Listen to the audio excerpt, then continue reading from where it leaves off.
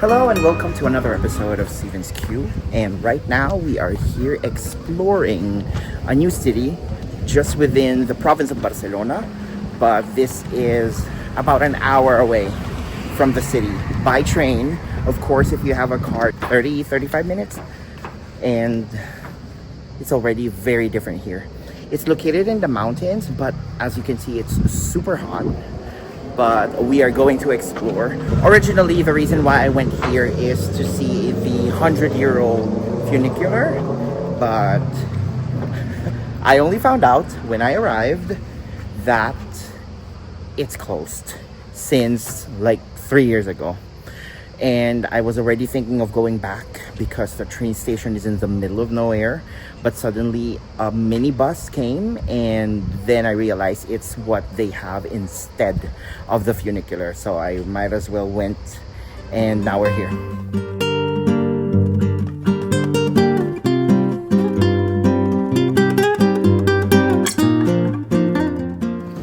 I'm now crossing through the Carrer del Sol, which is a street that is one of, I would say, a famous place here in Gelida because it features a row of houses just right behind me, which is facing the south, and also the castle behind me.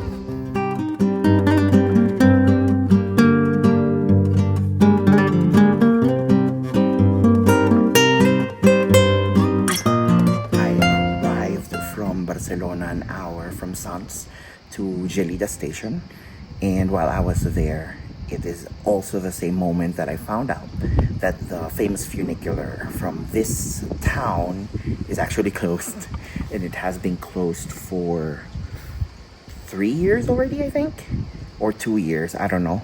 But I didn't know that there was a bus at that moment, so I was already waiting again for the train going back to Barcelona. And then the bus came. It's not a bus, it's a mini shuttle.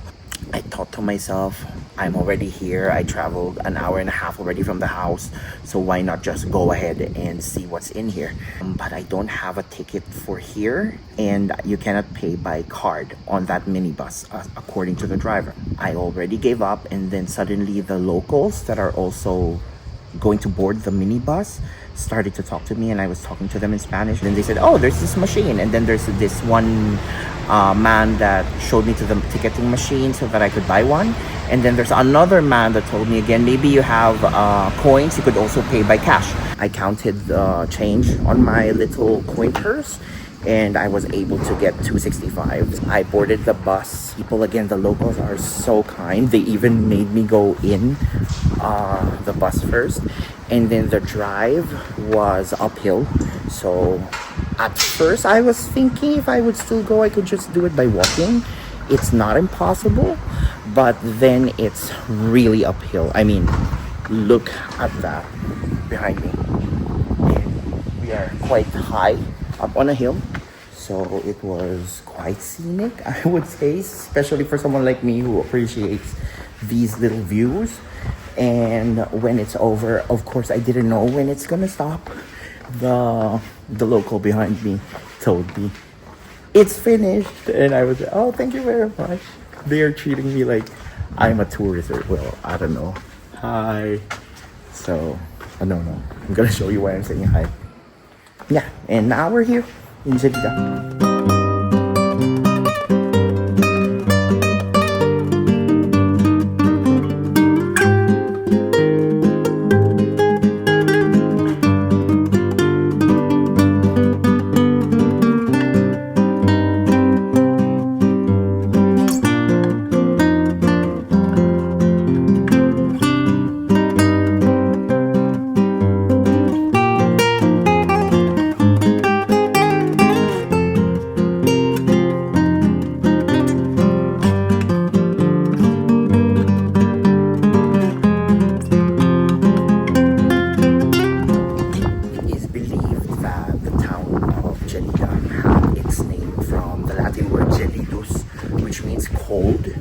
And the wind or the breeze is not something like the ones in Barcelona, which is warm. In here it's a little bit cooler, on the cooler side, and there's not much people, as you can see.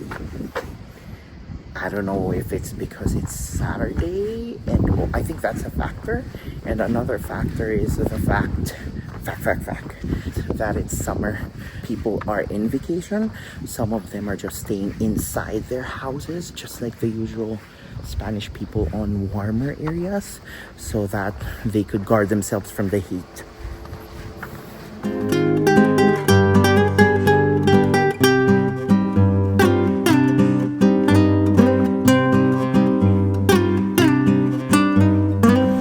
I'm here in front of the church and I wanted to check it out, but it's locked. So I guess we could just see it from the outside through this small cute plaza. And again, look, I'm alone. Oh no, there's another person. There's a castle, but it would take a long walk and I'm being a little bit lazy. So we will skip that for now, but definitely something to go back to. And I think it's gonna be closed either way. So I won't risk the heat and the walk and the uphill climb. And now let's go ahead and as Gelida is located on top of a hill in the middle of Barcelona Province, it's also a very good vantage point to see Montserrat, which is the mountain which a lot of pilgrims go to.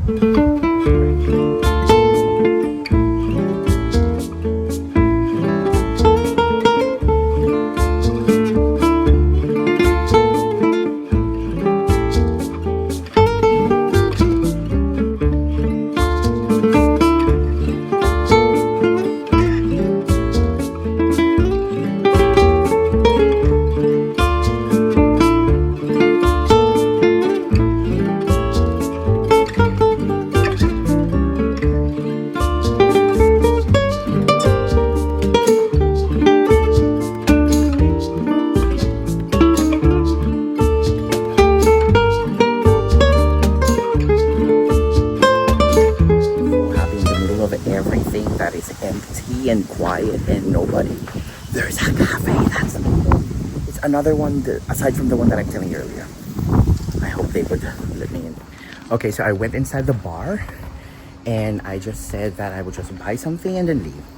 But then I was wearing my flag bag, so there are people that notice it, and there's one lady that suddenly talked to me and asked me where I am from, and I told her I'm from the Philippines.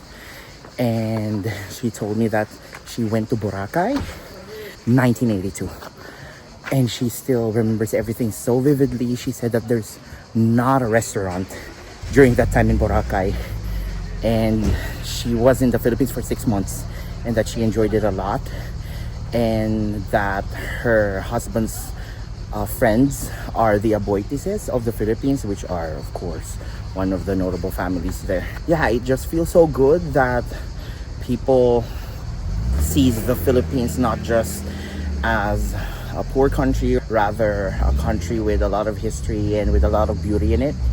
And it feels so good to be represented by it, even in the middle of Spain.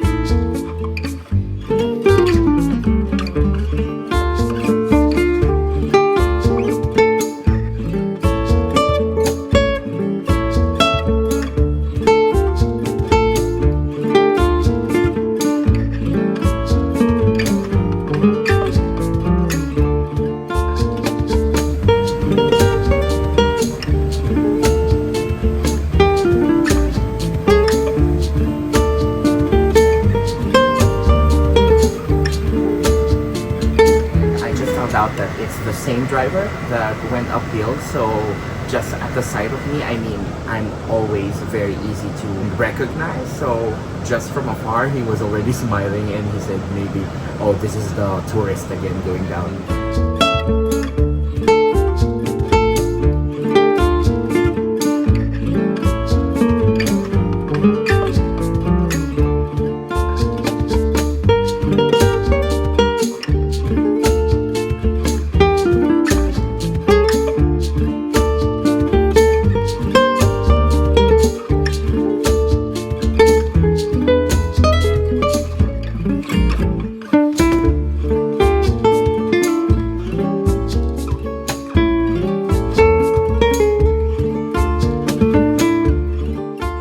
From Gelida, Spain, this is Stevenson. Thank you for watching another episode of Steven's Q, and I will see you again on the next one. Bye-bye.